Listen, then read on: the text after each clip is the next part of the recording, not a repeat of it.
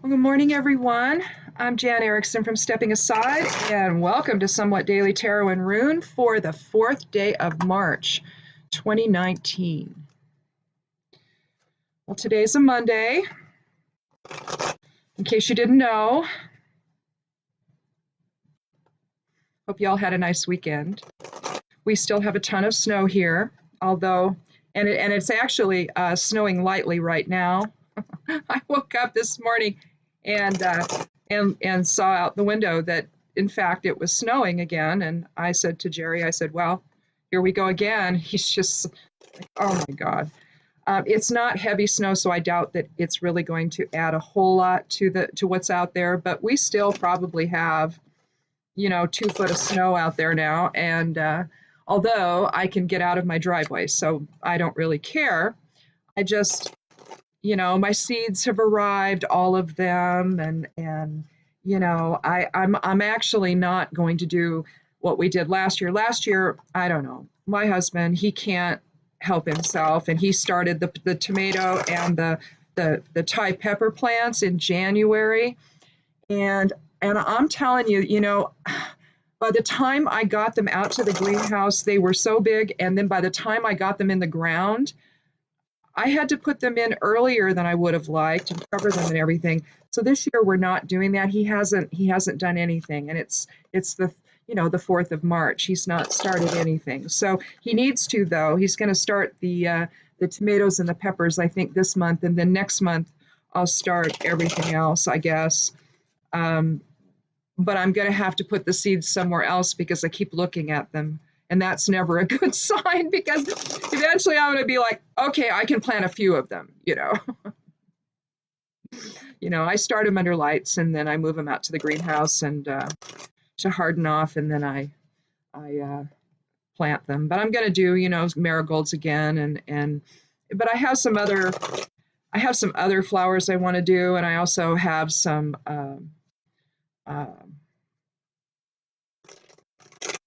stuff like zucchini and cucumbers and all of that. I'll do that in gourds. I'm going to start those.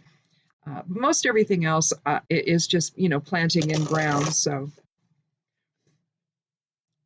I don't have to really worry about all of it.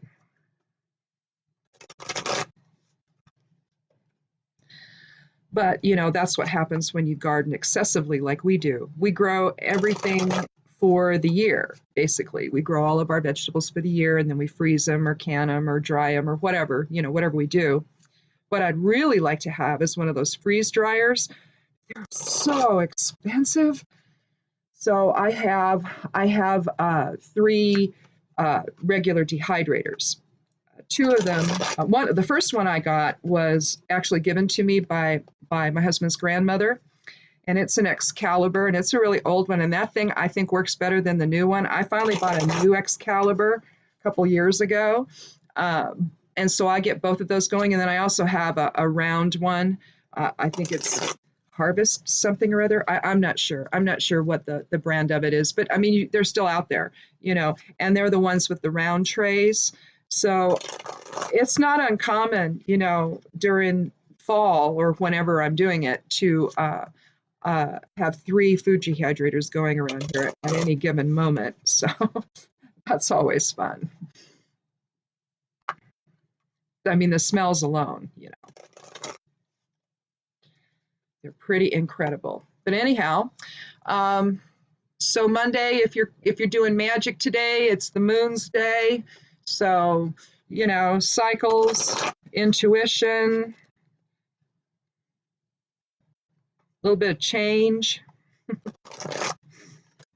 Oh, I did the geomancy reading for the month. Also, the monthly tarot reading is up on the blog at imsteppingaside.com. What else did I do? Oh, I did the lunar transits. I don't know if I have to do some today, maybe. Maybe I'll have to check, either today or tomorrow. Maybe it's today. I have to do another one. But check out the monthly tarot and geomancy readings. They're interesting. The tarot one is longer than the geomancy one, but that happens. I use the Heindel deck, so of course I had to talk about everything, and because those cards are so cool. So anyhow, a little non-traditional monthly tarot this time. I might have used it. I might have used. Did I use Heindel? No, I didn't use Heindel. I used. I think I did that last time.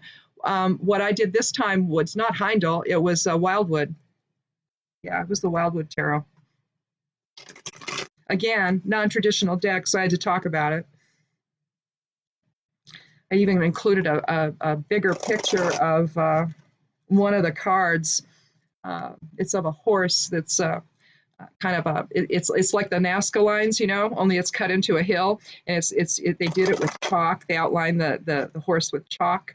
It's in England, and anyway, I grabbed a picture off Wikipedia and showed what the whole horse looks like, not just the head, but that's what the artist did for that particular card. They just used the head. So anyhow, check it out.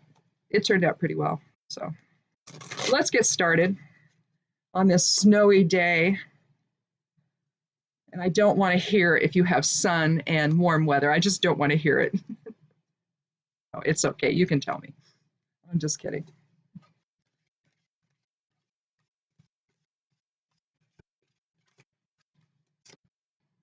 Oh, so we have the devil, the 15th card of the major arcana.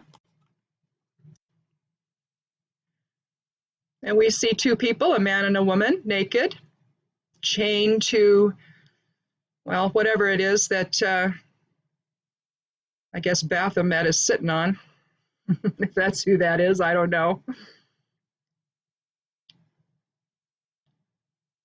A sixth energy, you're talking higher self, believe it or not.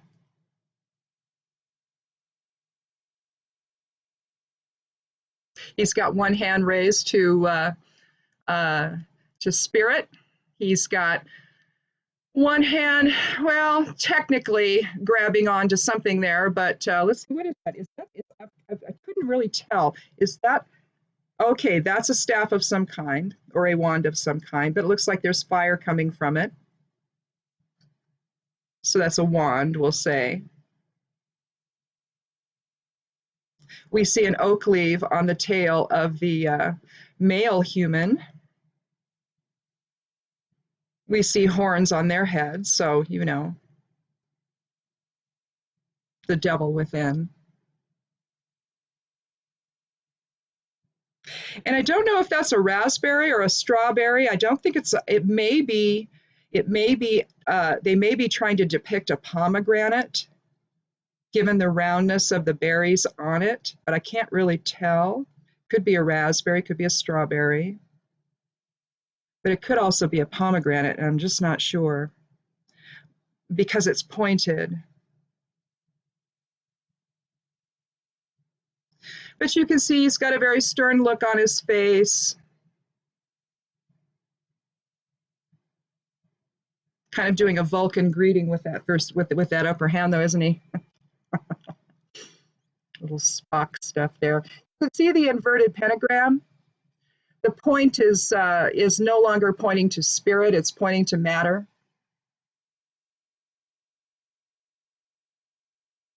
What the devil card is really telling us, though, is that we shouldn't be slave to spirit, to our desires, really. That we need to have a more spirit focus to our, because that's who we are. We're a soul. We're not this body, and so consequently, when you're looking at this, you're looking at maybe the misuse of force. So you can see how he's got them chained. So you can say you're like a slave to your desires. You can also look at this in terms of self-imprisonment.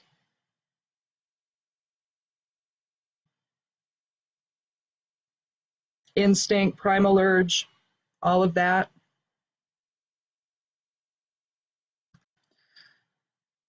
But basically, that's what we're always at odds with, isn't it? We're at odds between spirit and ego, and this is just full-on ego.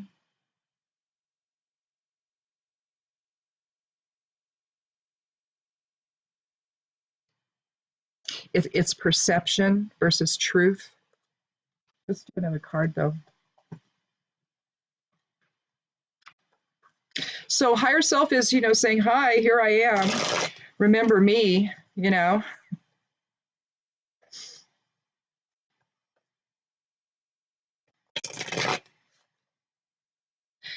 But truly, our perception is really what gets us into trouble.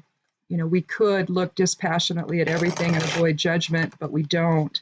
And it's when we get into the judgment mode that the devil within, or the shadow side of self, comes out, and we start seeing things and making things a little too real, or at least we're judging them, in a way that really keeps us focused on something that we should let go of. The devil is actually a very positive card, because it's alerting us to maybe to the fact that we've lost that focus of spirit, and that we need to have higher self, be what looks out at our experiences, using source vision instead of the more subjective egoic vision that we typically look around at. We look around and we react and we judge and we do what we do, right? Well, the problem with that is we get stuck in that mode, and we never try to step back and see the bigger picture. Maybe someone is being ornery or something on a particular day. Okay, now my computer wants to restart. No. Okay, maybe someone's being ornery or something, and we don't like what they're saying, and we don't like what they're doing. We don't like how they're acting, and so maybe we get mad. But what we don't do is think to ourselves, is there something going on with this person? We never step back and say, what's really happening? Why is this happening? Why is their peace disturbed this way? And why are they expressing it? So we never stop to think, that maybe there's more to the story of why someone is acting the way they are. So again, that's when we become, the shadow side of self, and we start judging, and we start making real whatever that might be, when in fact, in all likelihood, that person would probably just love it if we forgot the whole thing, and not held it against them. So you just never know. I mean, I guess it's true, if you're really dealing with someone who's a complete ass all the time, well, all right, that would be different. But we all have our moments, where we don't do as well, we don't present ourselves as well. And maybe if everyone else involved would just take a moment and not judge, and just allow for that moment to pass, and live in forgiveness of ever, thinking it mattered anyway, then, we might do better. So anyhow, but let's see what this has to do with.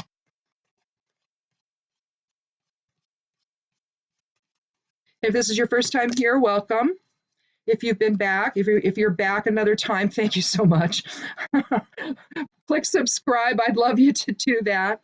And I hope you come back. I try to do the best I can here, but sometimes the cards are weird and you just don't know. But and I get off track and I get talking about other things. And the thing about tarot, here I go. The thing about tarot is it can either apply to what's going on into your personal life, or it can apply to what's going on in society or the world. And unfortunately, there's a lot going on right now. And regrettably, a lot of the time, the cards sort of talk about that. And so I try to bring it back to the personal side of things, but sometimes, what people are doing out in the world is just so massive that it hits the cards, and it just does. And I don't know what to do about that. I try not to be political, but it just goes there, because it's a very, it's not something that's happening in the background of people's lives now. It's happening in our faces. And I think that's why the cards are showing it. So anyhow. But tarot's about our life in form, and to think that what happens in the greater society doesn't affect us, that's part of it. So in any event, so what I like to do is I'll either draw, I mean, it started out being one card and one rune, but then it's grown to typically 3 cards and 1 rune. If I draw a court card, I'm going to draw another one because they need something to interact with. Higher self cards are the majors. That's the soul tapping us on the shoulder. But I guess that's it. Anyhow, I think that lays the groundwork for everything I do here. Anyhow, this is the 10 of Wands. Now, he's got a lot of burdens, doesn't he? He's shouldering a lot of burdens, a lot going on in his life. You can look at Wands as the fire element. You can think of that as our will. So you could think that he's being extraordinarily willful, but I don't think so. I think that it's taking that will just to carry his burdens. I mean, he has them sort of all in order, doesn't he? You know, there's really no one that's any greater than the other. But at the same time, taken together, that's a lot. Now, this is a 10, so numerologically it's a 1, so that's new beginnings. So maybe there's purpose to this. And so maybe we shouldn't feel too badly for him, because maybe this is the start of a new life. You can see, oh, looks like, I can't tell if that's a town or if that's just his home, but it looks like maybe a town in the distance. And so this could have something to do with his trade. So whereas, you know, you could look at this as being bothered by too many burdens, you could also look at this as he's starting something new and he has everything that he needs. So that's actually another way of looking at this card. Not how I usually do it. I usually think of this in terms of a lot of burden, a lot of stuff going on, carrying a heavy load. You know, he's bent over and all of that. But because of the 10, you can look at, you know, this is like a Degas moment, and in a sense, if you were to turn it, you can see Degas there in the shape of the staffs. And in this case, you know, they're coming to a close and something new is happening, if you were to compare it to the rune Degas.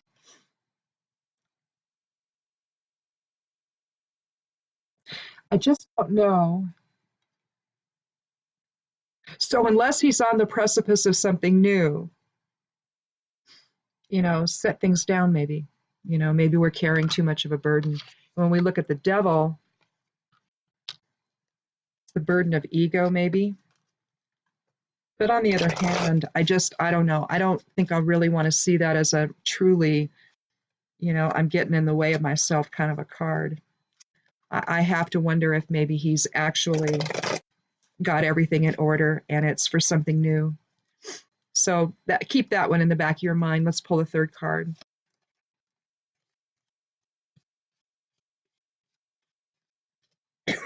Excuse me. Well, it may be that, because I just pulled the Ace of Pentacles. Hand reaches out of the clouds. We have a very large, holding a very large pentacle. Pentacles is about our foundation. It's about money, wealth, legacy. So you can see the pathway, you can see the archway there to new experiences. You'll find that a common theme in tarot, you know, where there's always like a doorway to something, either a doorway to awakening, or you know, you're traveling across water or something. You're basically, or you're walking up a path or something. So you'll see pathways. You'll see like two trees or two pillars. There's a lot to do in tarot about the doorway to new experiences or new awakening of some kind. And so the Ace of Pentacles is a new foundation. It's new wealth. It's a new experience that has to do with our structure and our foundation and our legacy. So maybe I wasn't so quite off the mark here.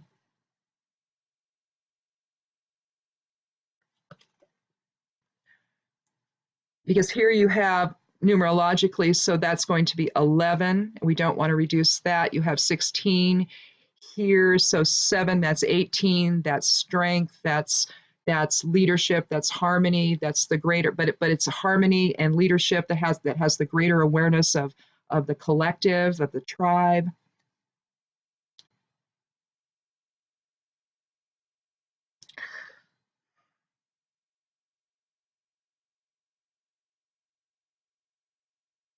So I think that when you are not a slave to desire, when you're not in a service to self mode, when ego is not the only thing actually, you know, informing your whole choices and process and all of that, then you can think about maybe planning for the future. What may seem difficult, you know, is just something that you have to do in order to plan for the future. He may be carrying a big load, but it may be one in preparation for something new to take place.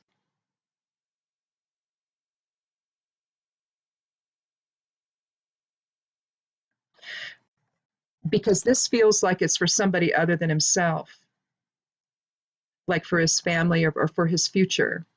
I don't even know why I even said it. It just, I don't know. It just came in my head. You know, it's never how I interpret that card. It just isn't. Usually it's oh my God, I'm carrying so many burdens, it's got to stop eventually. But then you've got to stop and think, well, why is he doing it? You know, why does he have this burden? You know, typically when we work really hard, you know, it's to reap some kind of reward, and that's what's happened here.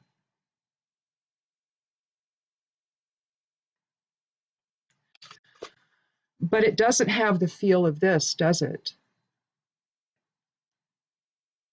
So I think where the devil card is coming in is it's alerting us to the fact that if we can't think beyond ourselves, we can't progress.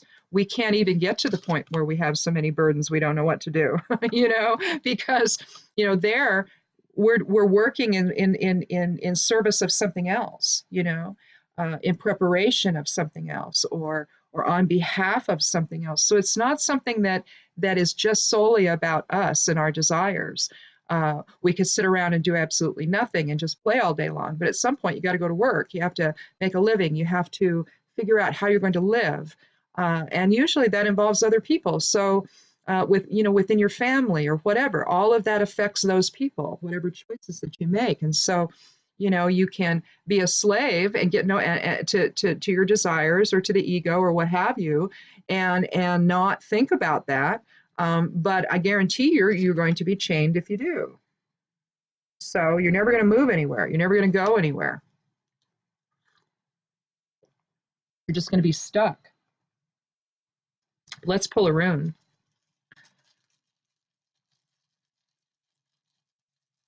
That's so interesting. I'm never going to see the 10 of Wands again the same way. I'm just going to always be, well, okay, it could be burdens or it could be, you know, I'm really, because of the 10, you know, 10 is about new beginnings. So even though, 9 is about completion. So in a sense, you come full circle with the 10 and then you come back with the ace. And so when you see that, you know, you really see that what he's doing here is in preparation for his future and his legacy.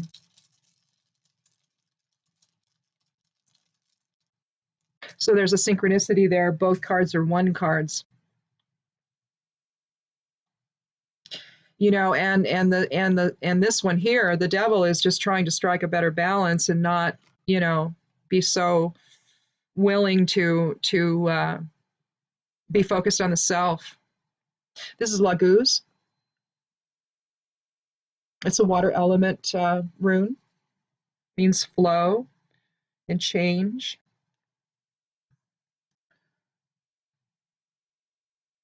The 21st rune of the Elder Futhark. So a 3 energy. So even though it's about flow, it's also about alignment, mind, body, spirit alignment.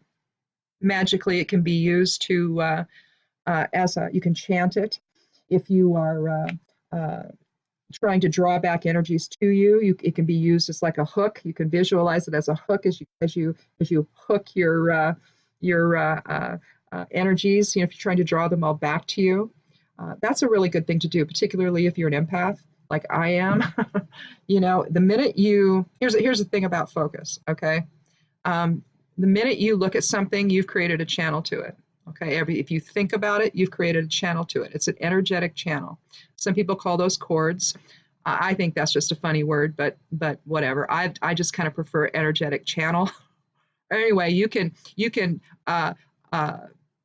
all you have to do is visualize. You know, they call them cutting cords. You can cut them. I like to see them dissolve. But I like to chant Laguz when I need to draw my energy back to me, because it stays out there. Okay, it doesn't, just because you turn your attention to something else doesn't mean that channel's not still there. And it can be a way in for archonic energies. It can be a way in for vampiric energies. And so you want to make sure that you bring yourself back to yourself, basically. And for me, I do it several times a day. It just makes sense. I like to do it in the morning. I like to do it in the evening before I go to bed. I do it when I wake up.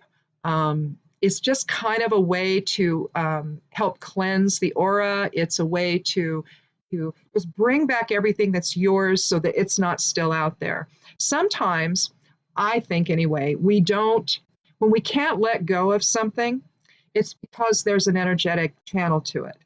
And you have to make it dissolve. It doesn't mean that whatever that situation was, or that person, whoever that person is, or whatever the channel is connecting to, it doesn't mean that that's not still important to you in some way. So don't think that you're saying, oh well, you're not important to me or whatever. That's not what you're doing. You're just simply releasing the ties that are binding you everywhere. You're keeping yourself bound up at times if you don't do that, sort of like the devil card. And so you want to have a way of sort of cleansing all of that and starting anew. So think of it as a way of protecting yourself. It's also a way of protecting other people that you're connecting to, because they may be feeling the connection and they don't even know what it is, and it's you and you're doing it and you don't even know it. So Laguz is something you can chant quietly, silently, however you want to do it, in meditation, to just sort of visualize all those energetic channels you've got out there dissolving. Okay, just dissolve them, and then draw whatever is left back to you, and into your own energetic field, instead of having the feelers out everywhere. So anyhow, Laguz is good for that too. But basically, what it has to do with, I think, is signaling this card here. Here we're stuck. And Laguz is saying, don't get stuck. Allow the flow of spirit to inform every single thing that you're doing every single day, and have that be the voice that you present to the world. Have that be the consciousness that you perceive everything through, instead of the egoic reaction of the devil. So, well, that's interesting, isn't it? Very cool. Okay. Well, I guess that's it for a snowy Monday. Just remember, the burdens that you carry are often, make sure that what they are is for something positive to happen, and that they're not just useless burdens. So that's how I'll get back to the original interpretation I have for the Ten of Wands. If you're carrying a bunch of burdens, remember that hopefully they're in preparation for something better. They're to maybe increase your income, or to maybe be able to do something for your family that you couldn't do otherwise. So if that's why you're carrying the burdens, then fine. But realize at some point they need to actually result in something. Otherwise, it could be for this purpose. It could be simply for your own ego, instead of and enriching maybe yourself or other people, and you're not even enriching yourself. You're enriching this guy. So be sure you know what you're doing it for, and make sure that it's something that's really going to do something for you and for your family, and it's going to be a really positive thing in your life, instead of just carrying around a bunch of burden for no reason. So anyhow, just be easy on yourself. That's what Laguz is telling us. So anyhow, check out the blog again, monthly tarot, monthly geomancy, lunar transits, all that kind of stuff on there. There's a Materia Medica there if you haven't been there, because I'm an herbalist. So there's stuff like that. And, check that out. And hope we see you here tomorrow. Thank you so much for coming by. And again, click subscribe. I'd love you to do that. But in any event, be good to yourself, be good to one another, and blessed be.